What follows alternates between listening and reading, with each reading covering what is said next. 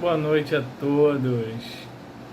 É um prazer enorme estar mais uma vez aqui com vocês do Centro Espírita Ibirajara, mesmo que de forma virtual, né? Mas com a certeza que os nossos pensamentos estarão entrelaçados durante mais essa oportunidade de estudo que a casa nos concede. Hoje iremos abordar as questões 833 a 842 do Livro dos Espíritos, que estão contidas no capítulo 10, que trata da lei de liberdade. Vamos então fazer a nossa prece inicial, nos preparando, acerenando os nossos corações para o início deste estudo. Vamos agradecer aos amigos espirituais por essa oportunidade bendita de estudo, de relembrar conceitos, fixá-los em nossa mente e pedir que os amigos espirituais possam auxiliar-nos para que o nosso aprendizado não fique só no campo da teoria, mas que possamos colocá-los em prática. Que cada um dos irmãos, encarnados e desencarnados, que nesse momento estão conosco, participando desse estudo, possam ser envolvidos nas melhores vibrações e que todos possamos tirar o melhor proveito dos ensinamentos da doutrina espírita. Que assim seja. Então, queridos companheiros, vamos falar hoje sobre a liberdade de pensar. Assunto abordado pelas perguntas 833 e 834, e sobre a liberdade de consciência, desenvolvido nas perguntas 835 a 842 do Livro dos Espíritos. Só nessas duas perguntas, né, nessas primeiras, 833 e 834, já teríamos aí assunto para vários outros estudos, pois, como nos afirma Leon Denis no livro O Problema do Ser, do Destino e da Dor, não há assunto mais importante que o estudo do pensamento, seus poderes, a sua ação, né? Pois é causa inicial da nossa elevação ou do nosso rebaixamento. Prepara todas as descobertas da ciência, as maravilhas da arte, mas também todas as misérias e todas as vergonhas da humanidade. Mas eu vou tentar trazer o mais essencial para nos instigar a ler um pouco mais sobre o assunto depois. A pergunta de Kardec, né, da questão 833, em que ele inquire se haverá no homem alguma coisa pela qual ele goze de absoluta liberdade, traz na resposta dos espíritos superiores que é pelo pensamento que o homem goza de liberdade sem limites, né, pois o pensamento não admite barreiras. Pode-se deter o seu ímpeto, mas não aniquilá-lo. Ou seja, pode-se até tentar diminuir a sua força, a sua intensidade, mas nunca o destruir por completo. E se o homem goza dessa liberdade sem limites que o pensamento nos dá, é válido analisarmos essa assertiva aí, iniciando com o que Paulo de Tarso nos traz lá na primeira carta aos Coríntios. Tudo me é lícito, mas nem tudo me convém. Para entender um pouco melhor sobre essa questão, vamos buscar subsídios nas obras de André Luiz e Emmanuel. Lá no livro Respostas da Vida, de autoria espiritual de André Luiz, o item 23, intitulado Pensar, ele nos traz o seguinte: o pensamento é a nossa capacidade criativa em ação, em qualquer tempo. É muito importante que não nos esqueçamos disso. A ideia forma a condição produz o efeito e o efeito cria o destino. Ele nos diz ainda que a nossa vida será sempre o que nós estivermos mentalizando constantemente. E que, em razão disso, qualquer mudança real em nossos caminhos virá unicamente da mudança dos nossos pensamentos. André Luiz ele versa que as leis do destino elas carregarão de volta tudo, né, o que nós pensamos. Nessa premissa, nós encontramos tudo o que se relaciona conosco, tanto o que se refere ao bem quanto ao mal. O livro Mecanismos da Mediunidade, né, psicografado aí por Chico Xavier e Valdo Vieira, também de autoria espiritual de André Luiz, ele traz assim um assunto bastante amplo sobre o pensamento.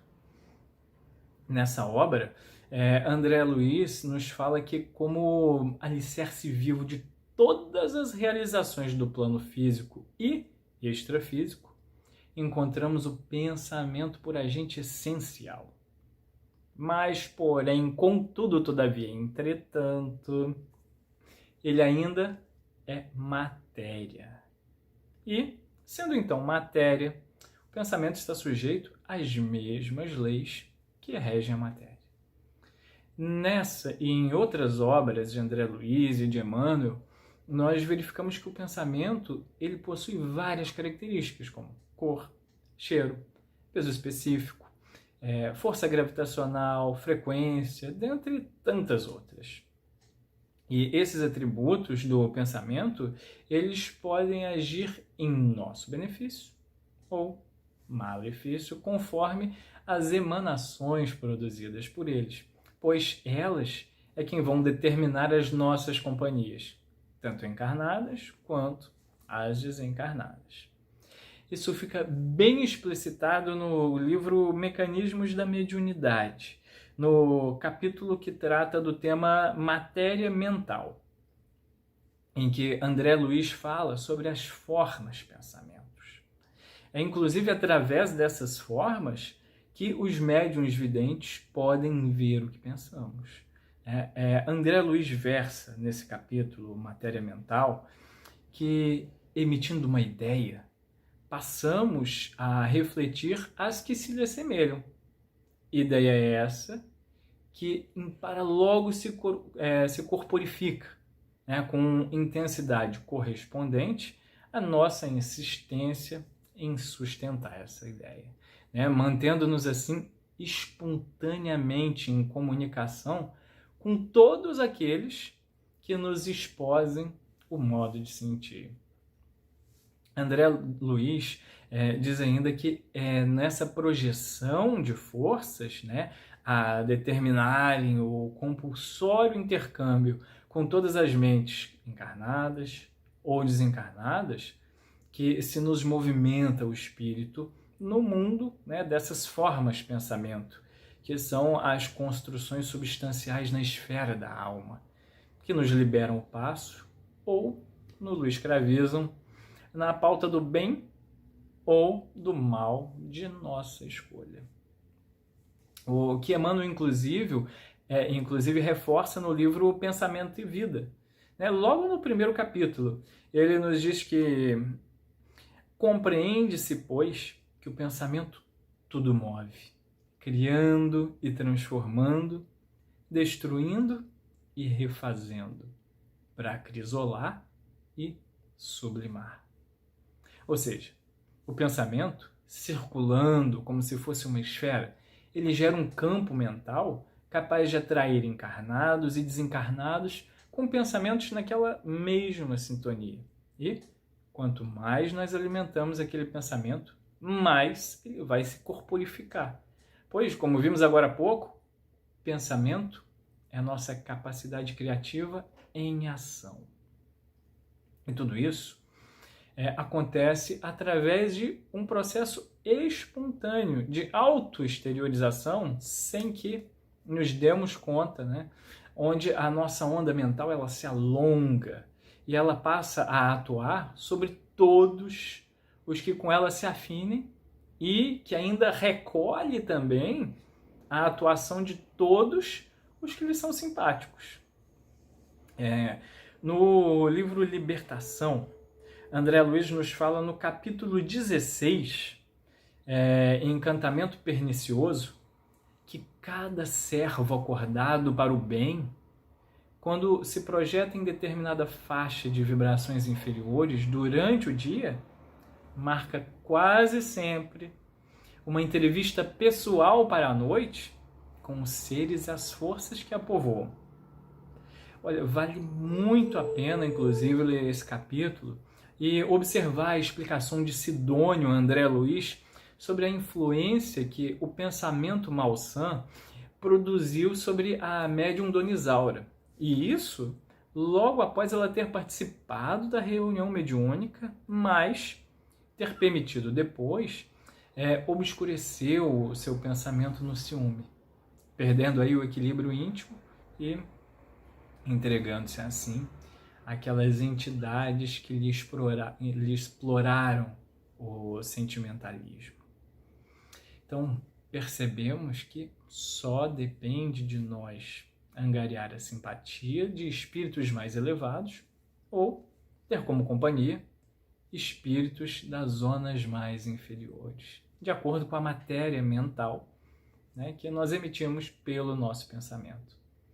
E isso vale também para a atração de encarnado para encarnado. Nos diz Emmanuel, na introdução do livro Pensamento e Vida, que o pensamento cria a vida que procuramos através do reflexo de nós mesmos, até que nos identifiquemos um dia, no curso dos milênios, com a sabedoria infinita e com o infinito amor que constituem o pensamento e a vida do nosso Pai. Agora, abordando as perguntas 835 a 842, que trata da liberdade de consciência, muitos de nós podemos aí nos deparar com o seguinte questionamento. Qual seria então a relação e a diferença entre liberdade de pensamento e liberdade de consciência? Vamos aí discorrer um pouco sobre isso para tentar deixar claro esses conceitos. Kardec, ele questiona o seguinte na questão 835. A liberdade de consciência é uma consequência da liberdade de pensar?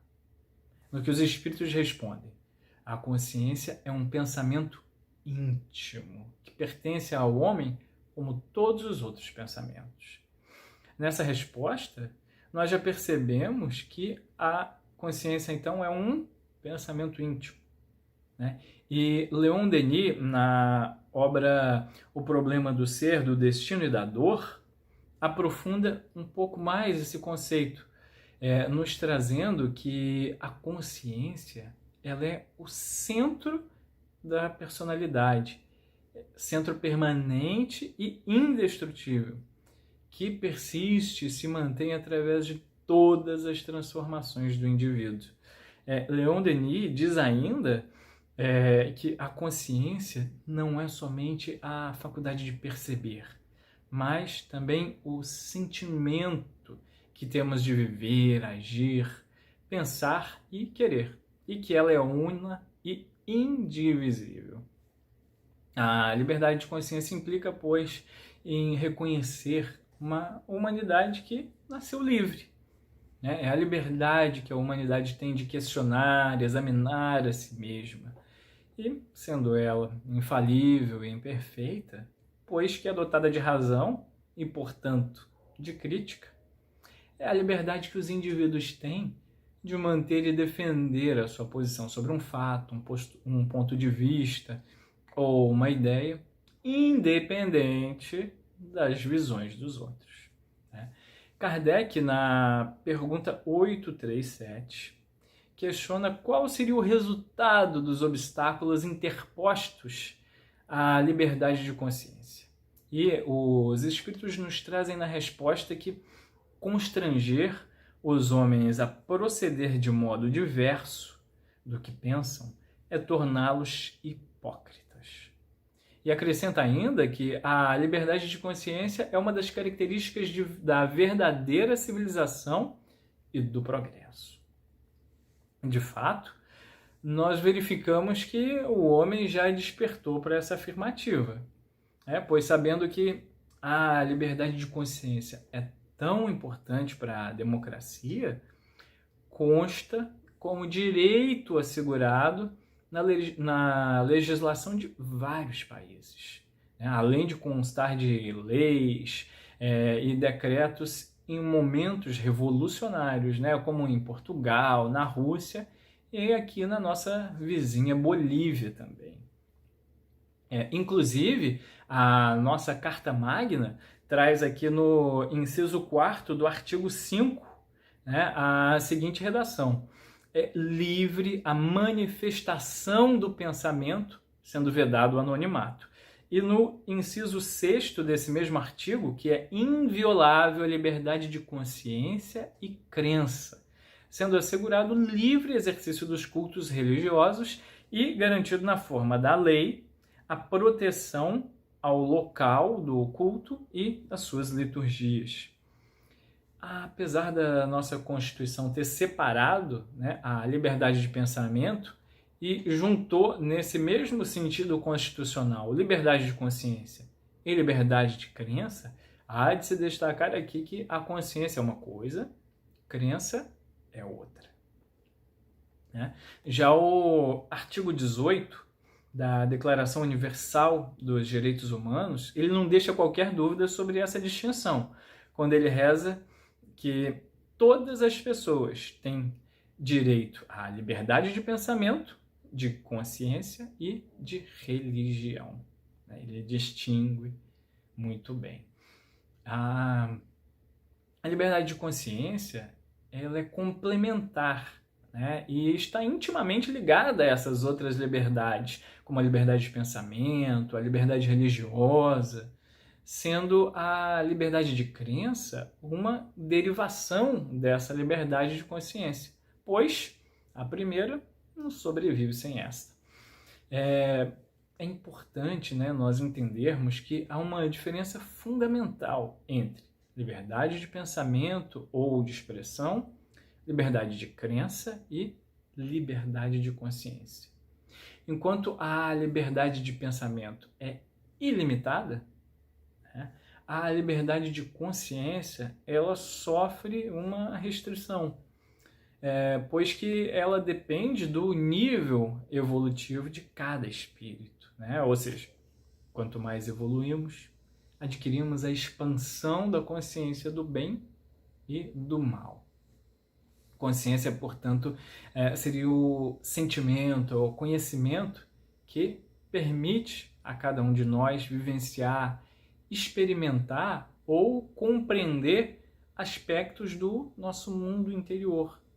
É a percepção que cada ser humano possui do que é moralmente certo ou errado em atos e causas individuais ou causas coletivas.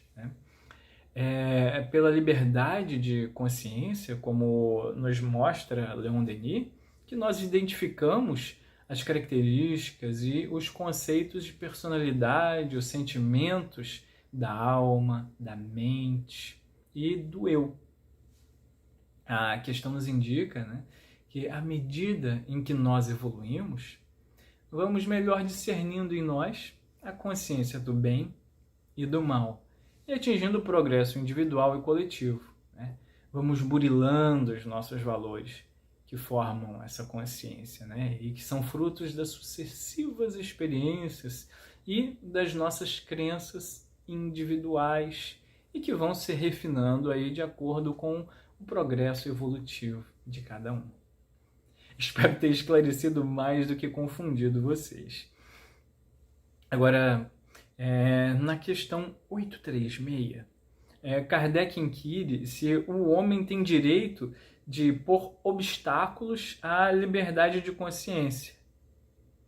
Aí, no que os espíritos, de pronto respondem que não mais do que a liberdade de pensar, porque somente a Deus pertence o direito de julgar a consciência. Nós podemos entender, então, que devemos adotar a ideia expressada pela biógrafa Ellen Beatrice Hall, que, ao escrever a biografia de Voltaire, ela fez a seguinte citação: posso não concordar com nenhuma das palavras que você disser, mas defenderei até a morte o direito de você dizê-las.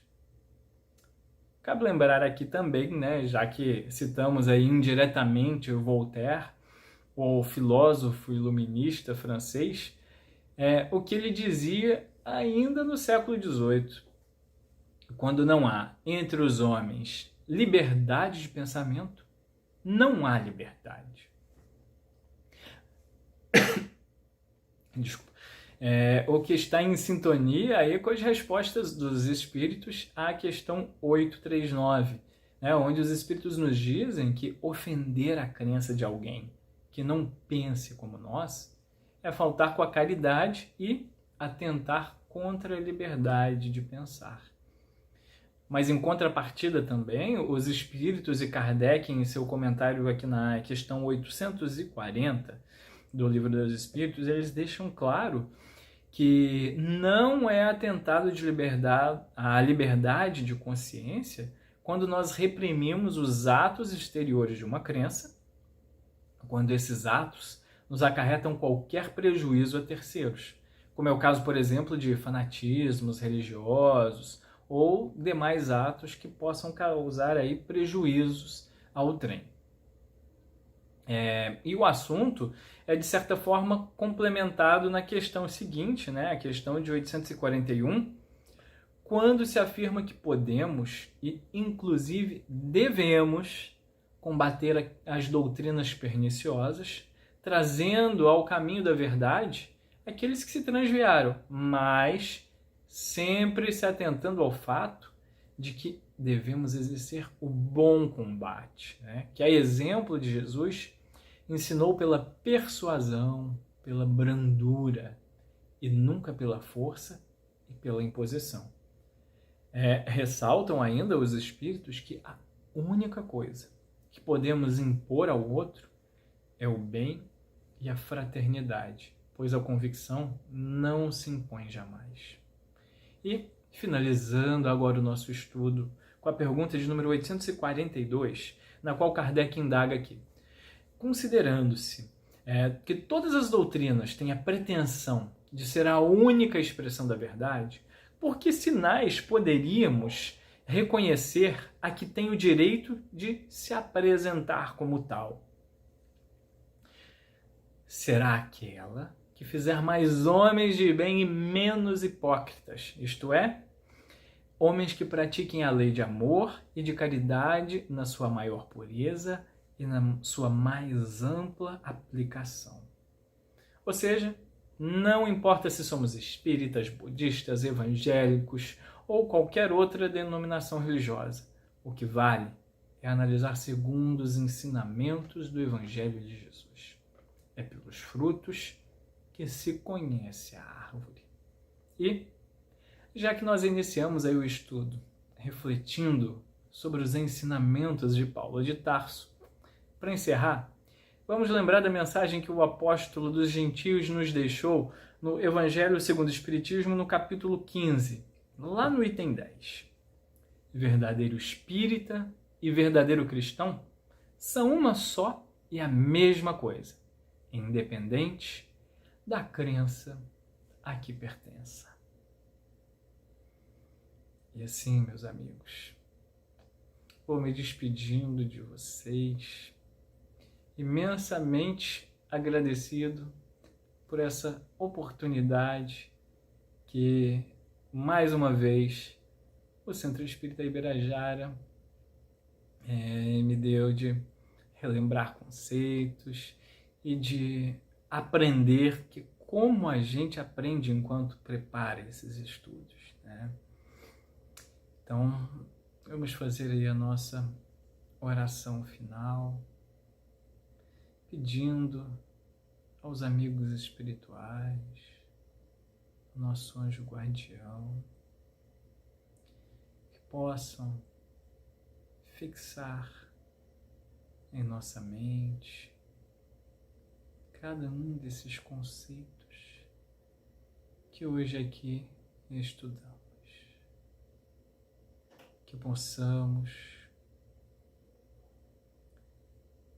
bem sabemos que nós somos privilegiados, né, por ter acesso aí aos conhecimentos da doutrina espírita, que nos traz luz aos ensinamentos de Jesus e que nos ensinam a trilhar da melhor forma possível nesse mundo de provas e expiações, que possamos então, né, fazer uso desses ensinamentos, em que consigamos tirar o melhor proveito para a nossa evolução e principalmente que consigamos compartilhar, replicar esses ensinamentos, replicar o Evangelho de Jesus a todos aqueles irmãos que ainda não beberam dessas benditas fontes. Que possamos ser cartas vivas do Evangelho de nosso Senhor Jesus Cristo, a tocar corações, principalmente com o nosso exemplo. Que assim seja. Graças a Deus. Fiquem em paz. Um abraço fraterno a todos e até a próxima.